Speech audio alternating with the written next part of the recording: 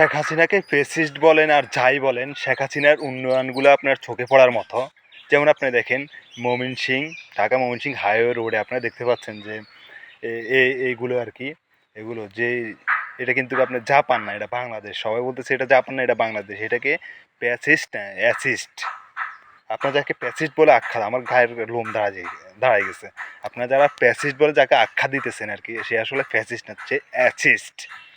মানে সে পক্ষ হয়ে আপনাদের কাজ করছে। আমরা বাঙালিরা আমরা বুঝতে পারিনি, আমরা তাকে তাড়িয়ে দিয়েছি। আমি আজকে আপনাদেরকে বলে রাখি, এই যাকে আমরা তাড়িয়ে দিছি না, এই সৌন্দর্যের জন্য, সে বাংলাদেশের জন্য কী না করছে। দেশের উন্নয়ন, অগ্রযাত্রা, সুন্দর বৃদ্ধি, আপনি দেখেন রোড, এগুলো আপনি ঢাকা চট্টগ্রাম মহাসড়ক আপনি দেখবেন এরকম, মানে সৌন্দর্য বৃদ্ধি করছে।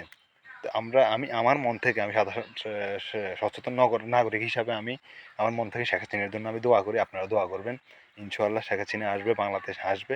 জয় বাংলা, জয় বঙ্গবন্ধু।